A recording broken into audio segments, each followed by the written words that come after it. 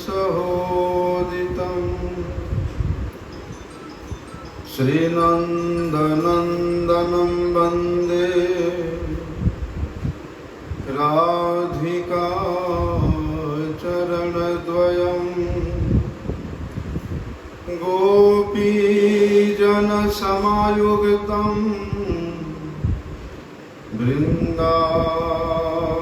वृन्दावनमनोहरम्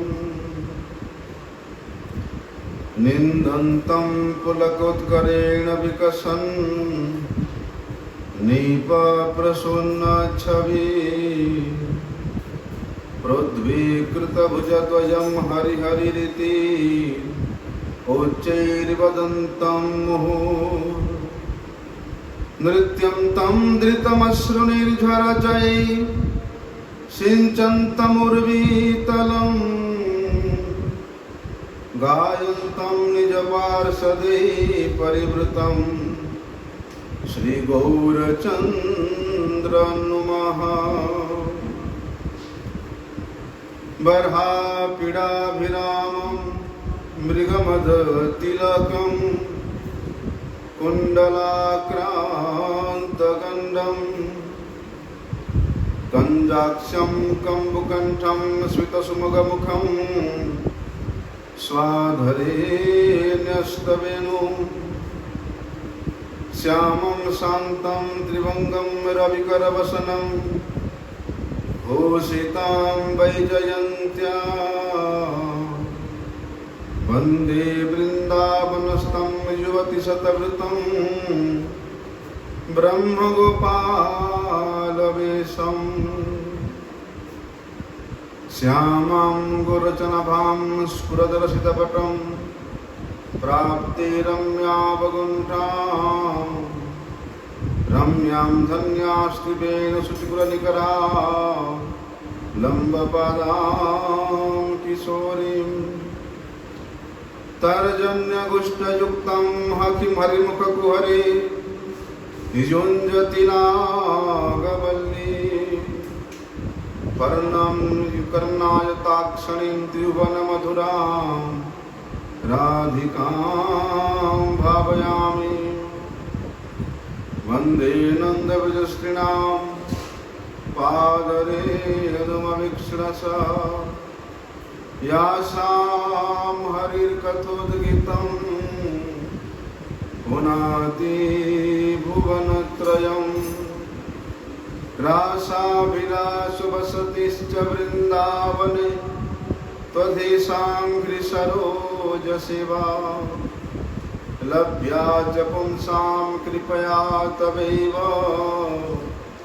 वृन्दे नमस्ते चरणारविन्दम्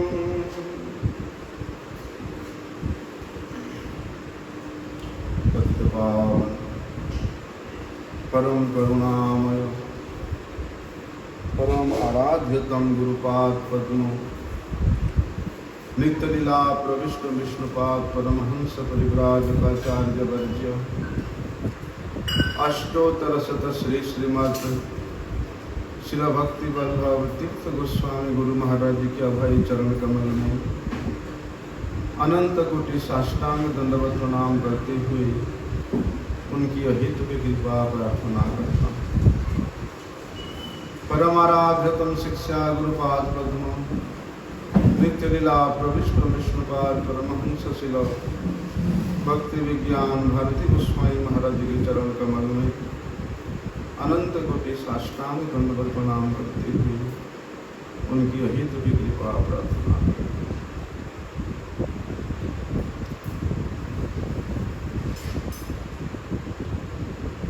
अकारण करुणा वरुणालय भक्तवांछा कल्पतरु भगवान आनंद कंद श्री श्री गौर श्याम जुगल सरकार के सर्वभूत मधुर लीलास्थली श्रीधाम वृंदावन के असीम अनुकंपा से श्री गौरांग महाप्रभु जी के प्रिय पार्षद श्री प्रबोधानंद सरस्वती पाद जी द्वारा विरचित श्री वृंदावन महिमामृत ग्रंथ के माध्यम से वृंदावन के नानाविध लीला से समन्वित इस धाम के महिमा को श्रवण करने का परम सौभाग्य प्राप्त हो रहा है।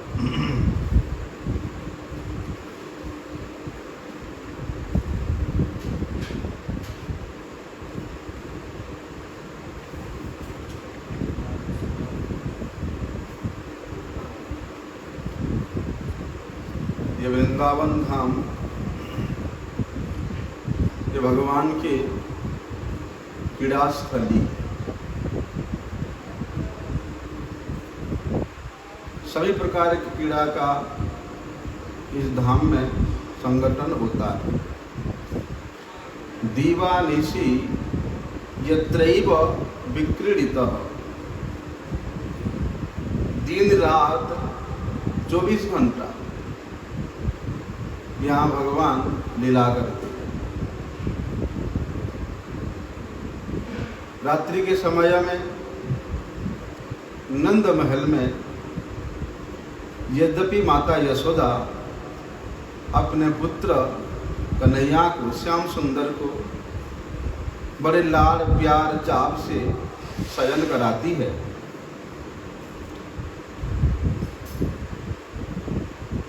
वही श्याम सुंदर उसी रात्रि के समय में वे अपने परम प्रेयसी गोपांगनाओं के साथ यमुना पुलिन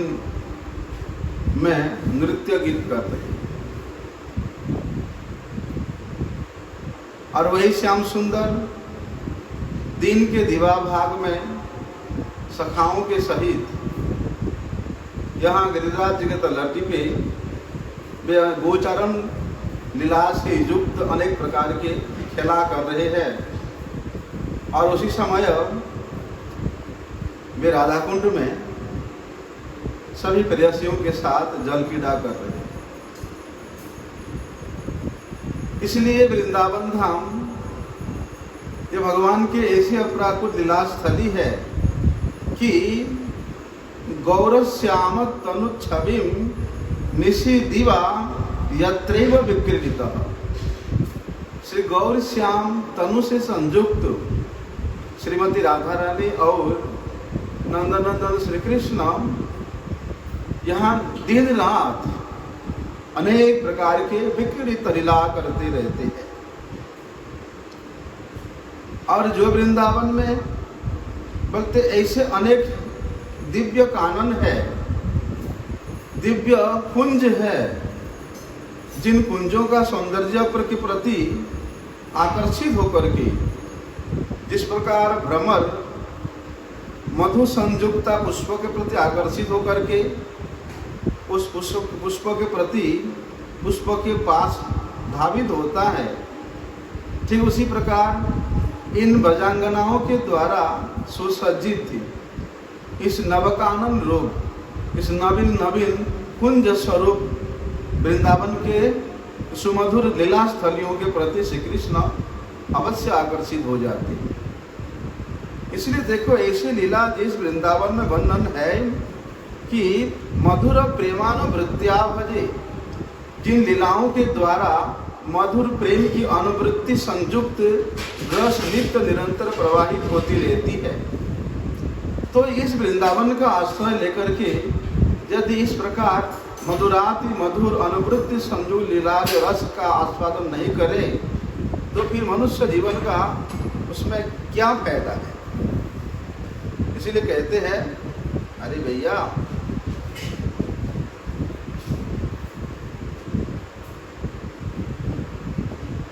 कि ये गोपियां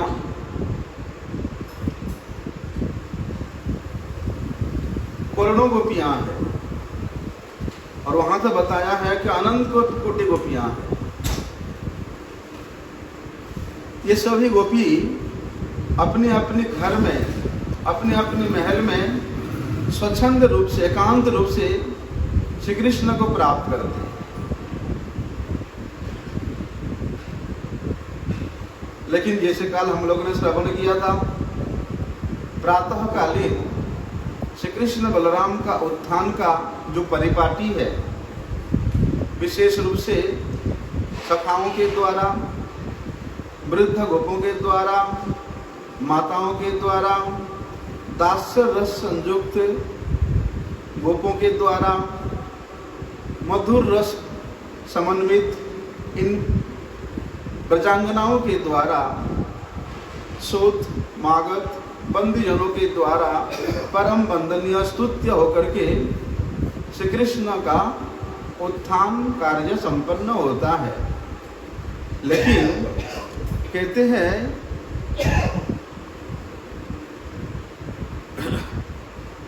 श्री कृष्ण के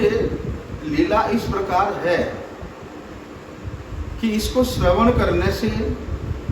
या उसी समय जिस समय श्री कृष्ण सेवा के लिए सभी ब्रजवासी जन नियुक्त है, बोलते हैं कि सभी ब्रजवासी जन ऐसे रहस्य क्रीड़ा से, ऐसे रहस्यमय लीला से विरत होना नहीं चाहते हैं, अर्थात नित्य निरंतर वे इन श्री कृष्ण के कार्य में, श्री कृष्ण के सेवा में नियुक्त रहना चाहते हैं। देखिए, भगवान श्री कृष्ण के जितने भी प्रेयसी गण हैं, उनमें से सर्वश्रेष्ठा श्रीमती राधा रानी है। और वे राधा रानी जैसे ये प्रातःकालीन श्री कृष्ण उत्थान की संगीत को श्रवण करती है, वे तो श्री कृष्ण वियोग के संभावना से मूर्छित हो जाती है। अब श्री कृष्ण जागरित हो गए, उठ जाएंगे, तो वे सखाओं के साथ पुनः नित्य प्रति जैसे वन में जाते हैं, उसी प्रकार वन में चले जाएंगे गौओं को लेकर के। तो उस प्रकार विरह का संभावना को देख करके वे प्रातः काल से ही जैसे श्रीमती राधा रानी के कानों में पड़ती कि जागो बंसी वारे जागो, जागो मोहन प्यारे, वे तो मूर्छित हो जाती है कि हाय हाय, अब हमारे प्राणाधार श्री श्याम सुंदर जग जाएंगे और वे गोचारण करने के लिए वन में चले जाएंगे। तो जिनके लिए एक निमिष का काल सतयुग के समान प्रतीत होता है, ये 8 घंटा 10 घंटा वन में रहेंगे, मैं किस प्रकार से जीवन यापन करूंगी, किस प्रकार से अपना समय व्यतीत करूंगी, ऐसा विचार करके वे मूर्छित हो जाती है। बोलते हैं देखो, केवल श्रीमती राधा रानी ही इस प्रकार चिंतन करके मूर्छित नहीं होती है, भगवान श्री कृष्ण भी हमेशा श्रीमती राधा रानी का चिंतन करते रहते हैं। अरे देखो, जो श्रीमती राधा रानी श्री कृष्ण के साथ पूर्व अनुराग से समन्वित होकर के जितने भी लीलाएं की, जितने भी मधुरता समन्वित उनके रूप का आस्वादन किया, दर्शन किया, वे सबको चिंतन करके श्रीमती राधा गलित हो जाती है, वे अष्ट सात्विक विकार को प्राप्त हो जाती है। लेकिन फिर भी क्या करें, दलित होने पर भी, विकार को प्राप्त होने पर भी, बोलते लोकोपवाद के कारण आर्यपथानुगामी होकर के भी आर्यपथ समन्वित लोगों के द्वारा अपवाद का भय से वे श्री कृष्ण के वियोग से यद्यपि मलिनता को प्राप्त करती है, लेकिन कहते हैं श्री कृष्ण कि मैं तो हमेशा श्रीमती राधा रानी के सम्मुख ही हूँ, साथ ही हूँ, फिर वो किस प्रकार के विरह का आकांक्षा करके इस प्रकार वे मलिनता को प्राप्त हो जाती है। जैसे कि बोलते हैं दावानल से संयुक्ता या दावानल से प्रज्वलिता कोई मालती लता एकदम सूख जाती है, उसी प्रकार श्रीमती राधा रानी मेरे विरह का आकांक्षा करके वे भी सूख जाती है। तो श्री कृष्ण कहते हैं कि मैं श्रीमती राधा रानी को कैसे सांत्वना प्रदान करूं। देखो, ऐसी जो मधुराति मधुर लीला जिस वृंदावन में संगठित होती है, उसको श्रीपाद प्रबोधानंद सरस्वती पाद जी कहते हैं कि निशे दिन संगोठित लीलायाम। अरे ऐसे लीलाओं का जहाँ अति सहज है, सुलभ है, उस वृंदावन भूमि को छोड़ करके या उस वृंदावन के महिमा को श्रवण करने के बाद वहाँ से तुम अन्यत्र जाने का इच्छा करते हो। धिक्कार है तुम्हारे मन को, धिक्कार है तुम्हारे जीवन को। तो वहाँ क्या कहते, देखो, अरे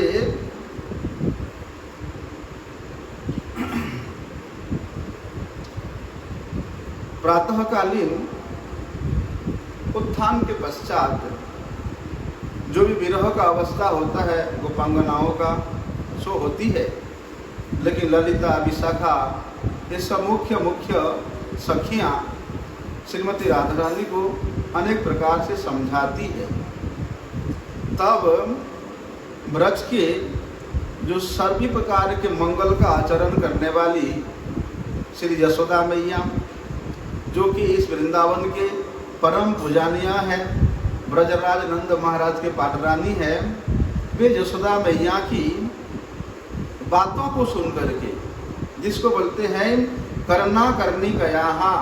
कानों कान जो भी बातें होती है, कैसी बातें होती है, अरे अभी थोड़ी देर में ही श्री वृषभानु महाराज के जो नंदिनी है श्रीमती राधा रानी यहाँ नंद भवन उपस्थित होगी। इस प्रकार कानों कान ये बातें यशोदा मैया के मुख से सभी लोग सुन रहे हैं। देखो,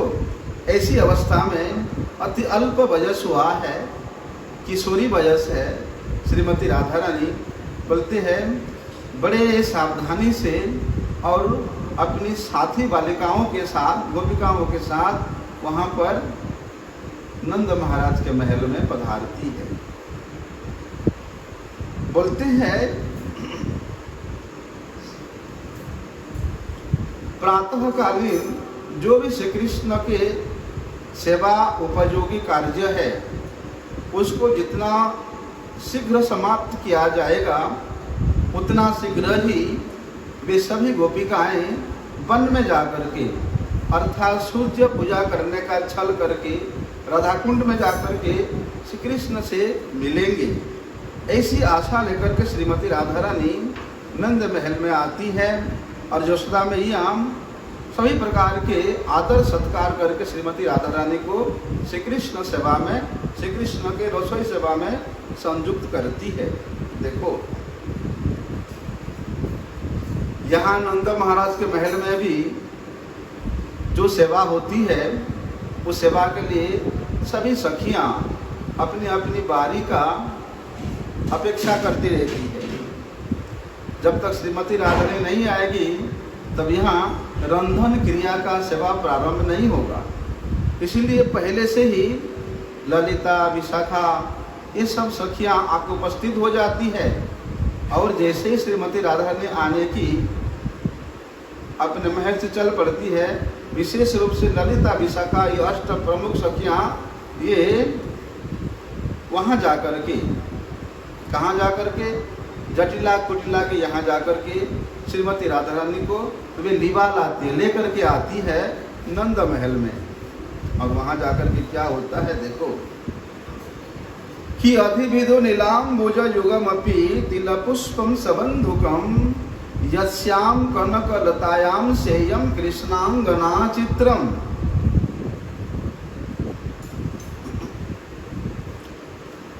श्रीमती राधा रानी के उस नंद महल में प्रवेश करते ही वहाँ के जो गोपियाँ हैं, कहाँ के गोपियाँ, नंद महल के जो गोपियाँ हैं वे टकटकी लगा करके देखती रह जाती है। और श्रीमती राधा रानी का ऐसा सौंदर्य,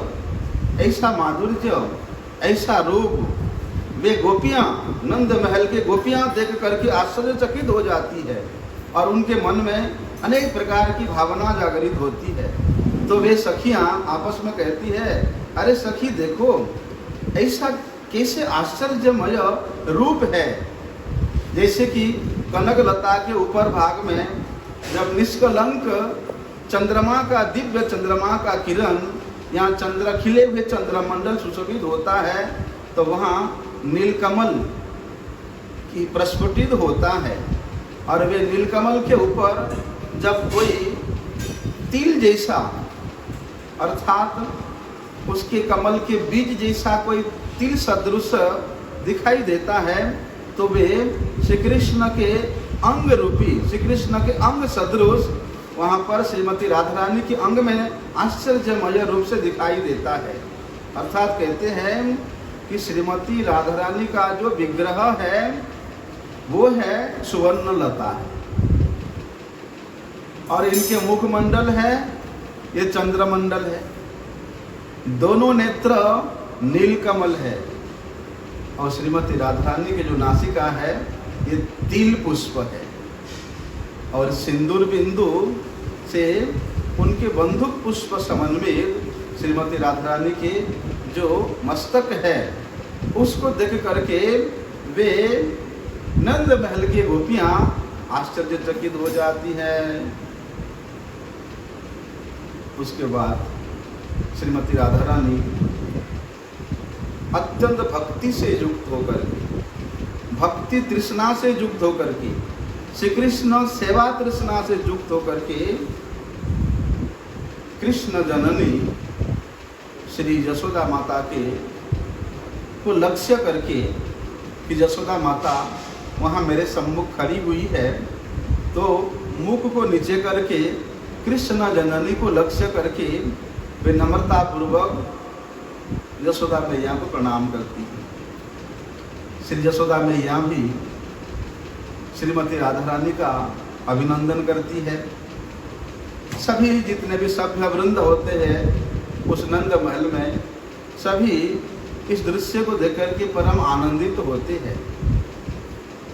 श्रीमती राधा रानी यशोदा मैया के दोनों चरणों को स्पर्श करके प्रणाम करती है। यशोदा मैया ने श्रीमती राधा रानी के मस्तक पर अपने हाथ धरती है, और जब श्रीमती राधा रानी प्रणाम करती हुई भूमि पर नीचे स्थित होती है, तब नंदरानी श्री यशोदा मैया उनको उठा करके बड़े प्रेम से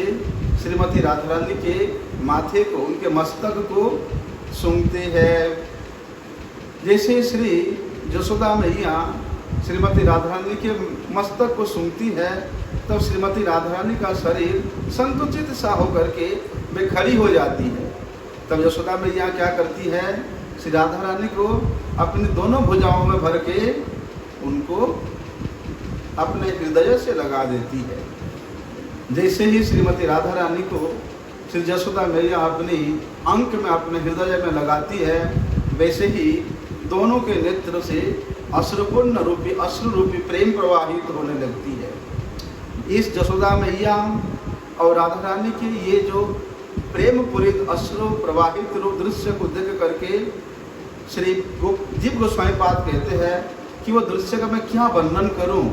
वे दृश्य इतना आनंदमय है, इतना प्रेममय है, इतना माधुर्यमय है, इतना रसमय है कि कृष्ण जननी और कृष्ण प्रेयसी के ये प्रेम रूपी मिलन का कैसे वर्णन कर सकता है, कौन वर्णन कर सकता है। तो ये जो मधुराति मधुर लीलाएं हैं, ये सब ये जिस वृंदावन में संगठित होती है, उस वृंदावन की अपार महिमा को कौन वर्णन कर सकता है। इसलिए जिस प्रकार वर्णन करने में भी समर्थ नहीं है, उसी प्रकार श्रवण करने में भी समर्थ नहीं है। इसलिए निष्काम भाव से, निष्कामता को अवलंबन करके, निष्कपटता के सहित, निष्किंचनता के सहित यदि कोई वक्ता इस वृंदावन के महिमा का वर्णन करे, तो उसको श्रवण करने वाला भी उस प्रकार निष्काम होना चाहिए। कामना युक्त नेत्र लेकर के, कामना युक्त कर्ण लेकर के वृंदावन के इस अपराकृत चिन्मय महिमा को आप कानों के द्वारा प्रवेश नहीं करा सकते हो, नहीं श्रवण कर सकते हो, ना ही इसको आप गान कर सकते हो। जिस प्रकार वृंदावन भूमि अपराकृत है, उसी प्रकार अपराकृत स्थिति में ही, अपराकृत अवस्था में ही इस अपराकृत चिन्मय भूमि के महिमा को गान कर सकते हैं अथवा श्रवण कर सकते हैं। देखो क्या होता है,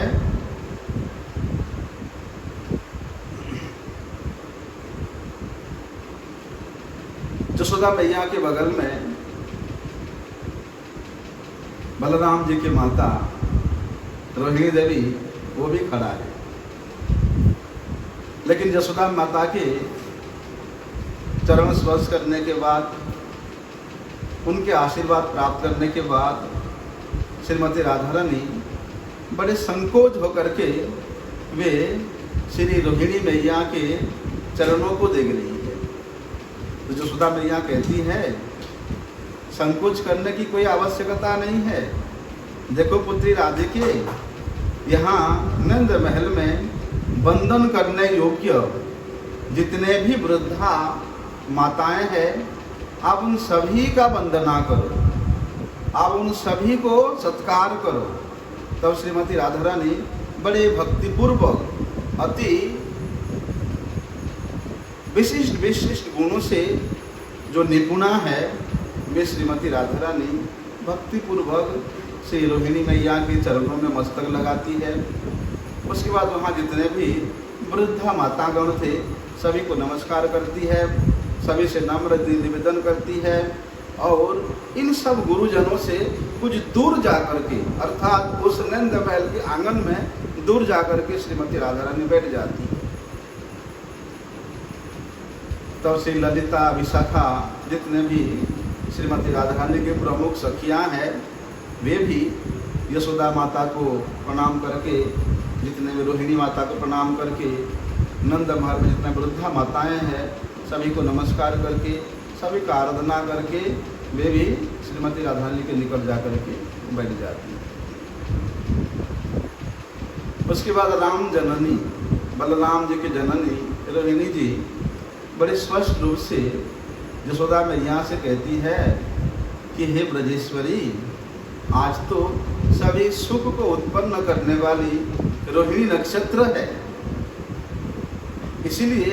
आज तो विशेष उत्सव होना चाहिए। क्या होता है, उस नित्य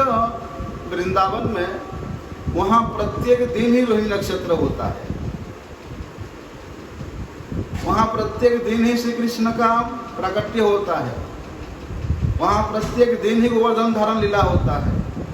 वहाँ प्रत्येक दिन ही रासलीला होता है। ऐसा नित्य लीला है, इसलिए वे प्रत्येक दिन होता है। तो रोहिणी मैया कहती है कि आज तो रोहिणी नक्षत्र है, इसलिए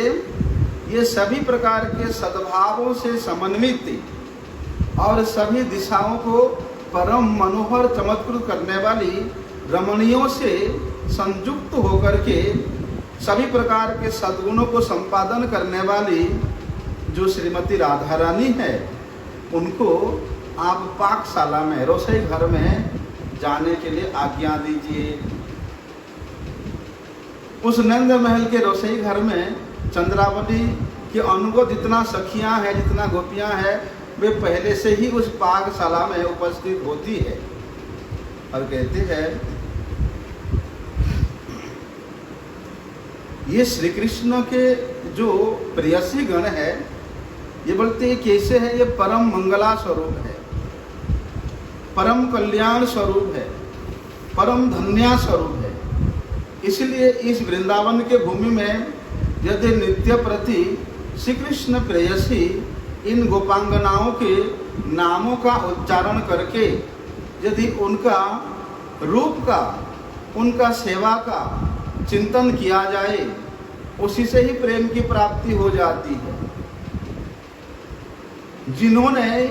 श्री कृष्ण को अपने जीवन का सर्वस्व के रूप में ग्रहण करके श्री कृष्ण को ही अपना जीवन के धन्याति धन्य इष्ट वस्तु के रूप में ग्रहण करके श्री कृष्ण सेवार्थ सब कुछ समर्पण कर दिया है, बोलते ऐसे ब्रजवासी, ऐसे ब्रजनारी, ऐसे ब्रज गोपांगनाओं के चरणों का यदि चिंतन भी हो जाए, उसी से ही परम कल्याण साधित हो जाता है, परम मंगल साधित हो जाता है। इसलिए वहाँ क्या करते हैं, देखो श्री कृष्ण के प्रेयसी गण और बोलते हैं बलराम जी के भी जो रमणिया है, वे भी उस नंद महल के यशोदा मैया के पाकशाला में, रसोई घर में सब प्रवेश कर चुकी है। अभी सभी लोगों ने वहाँ उपस्थित इसीलिए है कि श्रीमती राधा रानी का ये पाकशाला में, रसोई घर में आगमन के बाद ही वहाँ का पाक कार्य, रसोई कार्य प्रारंभ होगा। इसलिए सभी सखियाँ टकटकी लगा करके श्रीमती राधा रानी के आने का, उस पाकशाला में प्रवेश करने का अपेक्षा में बैठी है। अभी क्या होता है, श्रीमती राधा रानी जी के जो कायव्यूह स्वरूपा ये अष्ट सखियां हैं, ये हमेशा श्रीमती राधा रानी को सहायता करने के लिए, क्या सहायता करने के लिए, श्री कृष्ण के सेवा के सहायता करने के लिए वे हमेशा श्रीमती राधा रानी के साथ ही रहती है, उनके सम्मुख ही रहती है। देखो इस प्रकार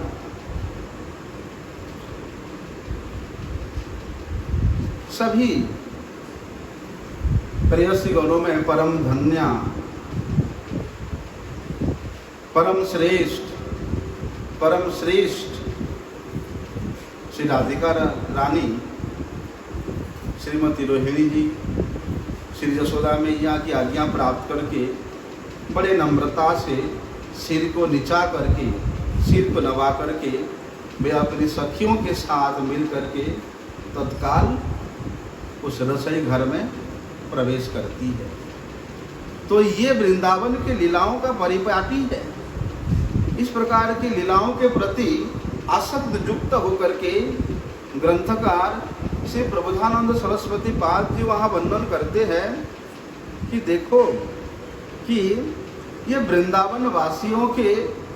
चरण धूलि यदि किसी को मिल जाए, या इन वृंदावन वासियों के चरण धूलि में अपने सर्वांग को धूसरित किया जाए, इन ब्रज के रच में अपने आप को अवगाहन किया जाए, बोलते यही एकमात्र उपाय है कि इस वृंदावन के सर्वोत्तमता को जानने का, वृंदावन के सर्वोत्कृष्टता को अनुभव करने का यही एकमात्र उपाय है कि वृंदावनवासी पाद रजसा सर्वांगम आकुंठयन वृंदावनम एक उज्ज्वलतमम पश्यन समस्तोपरि। अरे वृंदावन सबसे श्रेष्ठ स्थान है, चिन्मय धाम है, अपराकृत लीलास्थली है। इसको समझने के लिए, इसको अनुभव करने के लिए एक ही उपाय है, वो है कि पाद रजसा सर्वांगम आकुंठयन, कि इन ब्रजवासी जनों के चरणों की रज से लुंठित होना, अपने सर्वांग को इसमें दुसरित करना, और से वृंदावन माधुरी अनिशम श्री राधा कृष्ण यो। देखो इस प्रकार जब निष्किंचन होकर के सभी प्रकार के अभिमानों को त्याग करके इस ब्रज के रच में आप लोटपोट करेंगे,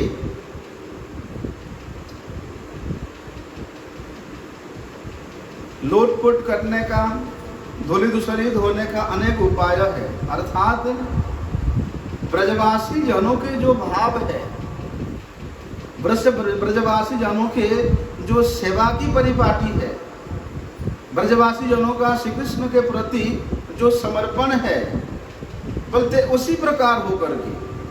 अर्थात उनके चरणों के धूल से भी अपने आप को निकृष्ट समझ करके उनके इस परम पवित्र चरणों के धूल में अपने शरीर के पापमय शरीर को लगाने में असमर्थता को प्रकट करते हुए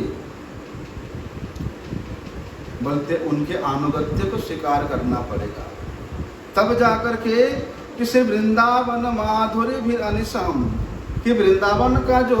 मधुराति मधुर लीला विशिष्ट जो जुगल सरकार है श्री राधिका कृष्ण यो हो, उनके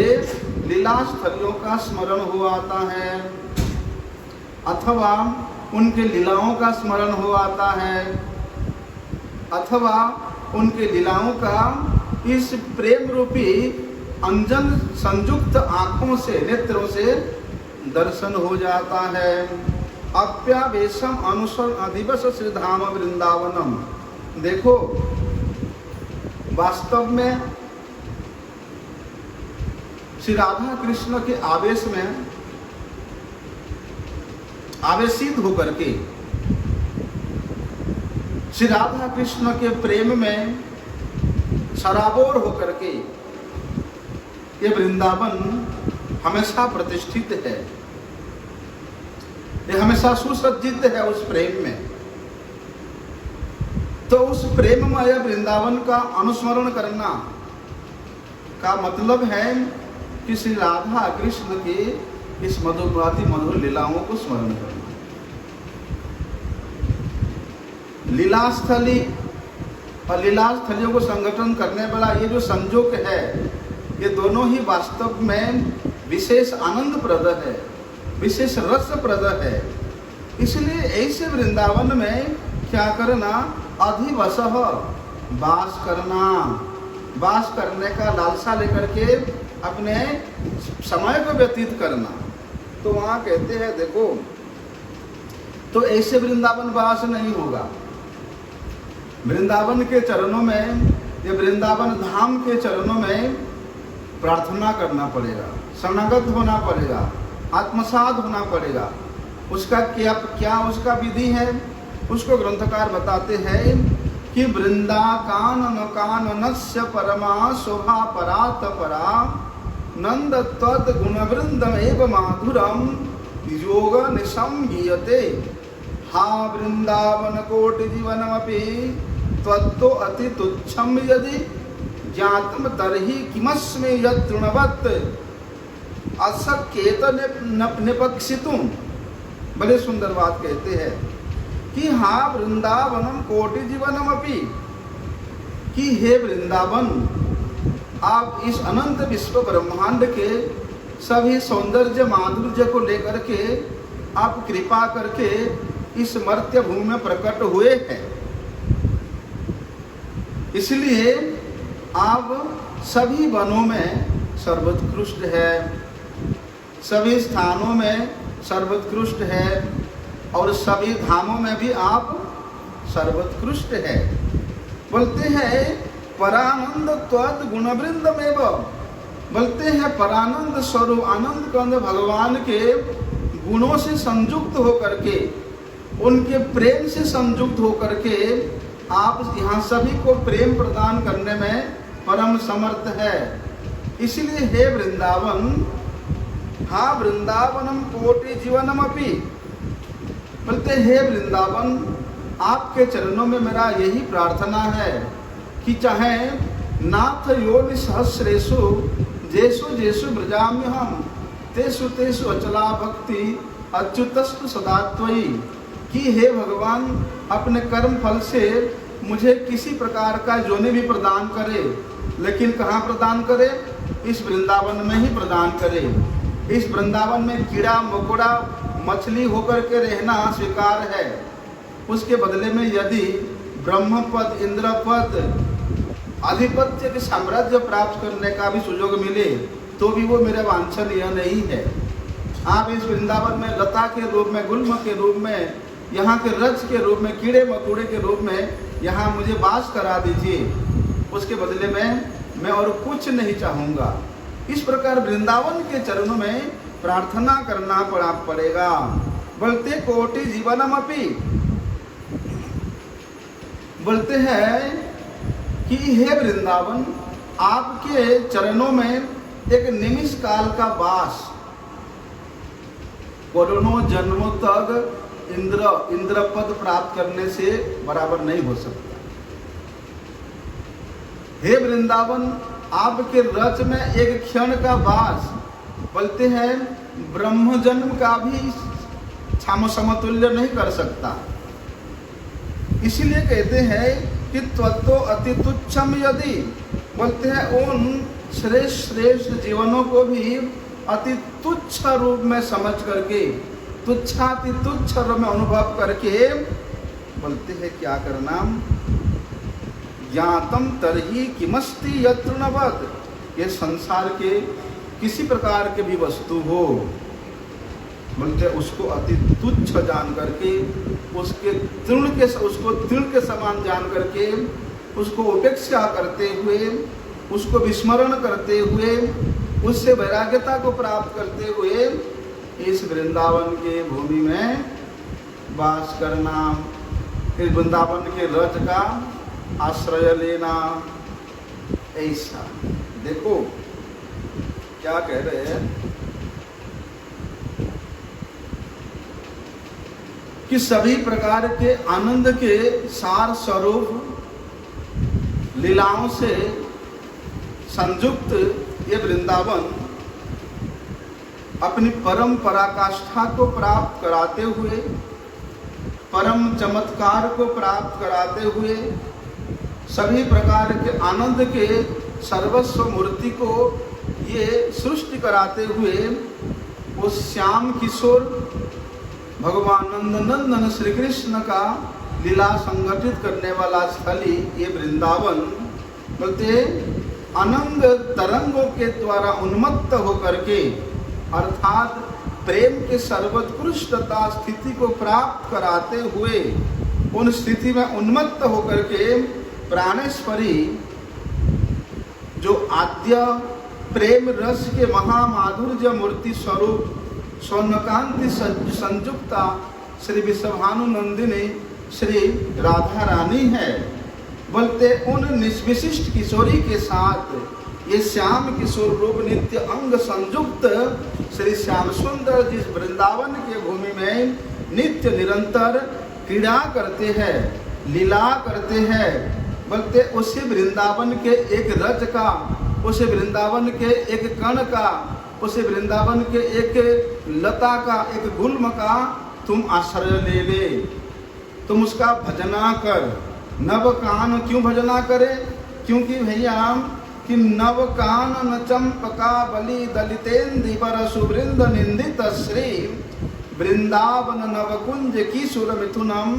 तदेव भज रसिकम। देखो, क्योंकि रसिक जन उस रस के प्रति लालायित होकर के, कौन सी रस के?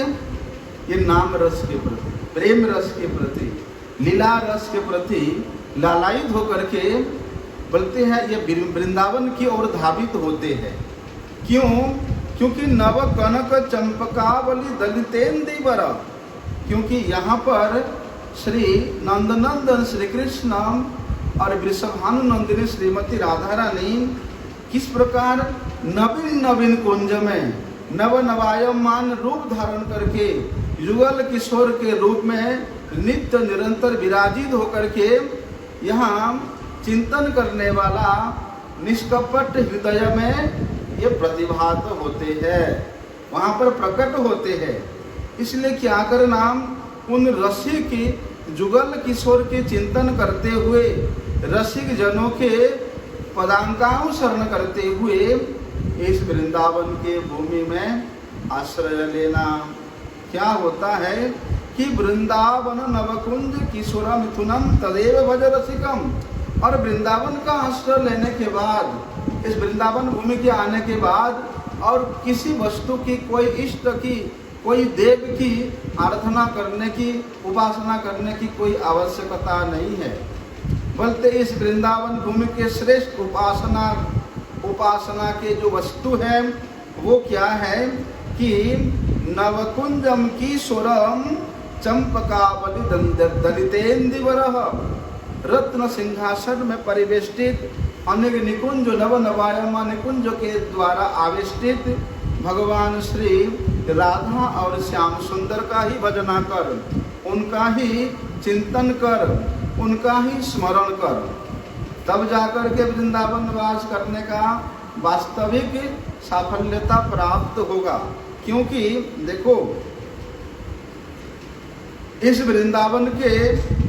इस नवीन नवीन कुंजों को प्राप्त करने के लिए, यहाँ इस नवीन नवीन लीला स्थलियों को स्मरण करने के लिए ना केवल मनुष्य बल्कि देवतागण, जिनका सामर्थ्य नहीं होने पर भी वे देवतागण नित्य निरंतर यहाँ पर अनेक रूप में,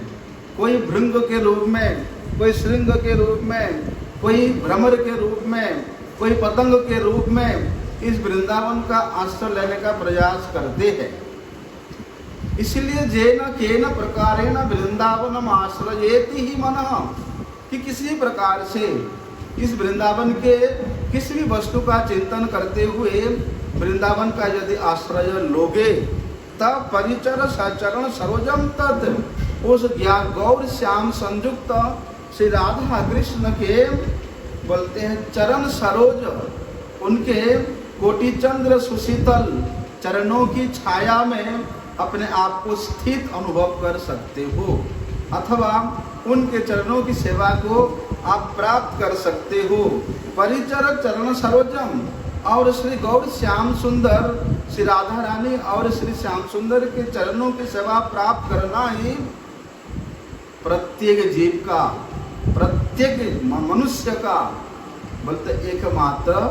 लक्ष्य होना चाहिए। और उस लक्ष्य से भ्रमित होकर के यदि इस वृंदावन में वास करके अन्य देव देवियों का आश्रय लोगे, तो जो सर्वश्रेष्ठ उद्देश्य को परिपूरित करने के लिए, प्राप्त करने के लिए इस मनुष्य जन्म मिला है, उसी से हमेशा के लिए भटक जाना पड़ेगा। इसलिए क्या करना, विह्वलय हो, इस ब्रज के भूमि में रहते हुए अत्यंत विह्वल होकर के, अत्यंत कातर होकर के, अत्यंत आर्त स्वर से, अत्यंत आर्त होकर के उस राधा रानी और भगवान श्याम सुंदर का यहाँ भजना करना पड़ेगा, उनके सेवा के लिए लालायित होना पड़ेगा। तब जाकर के वृंदावन के रज के जो वास्तविक महिमा है वो हमारे हृदय पथ में परिस्पष्ट होगा। आगे का भी सकल वंशा पतितानां पावनेभ्यो वैष्णवेभ्यो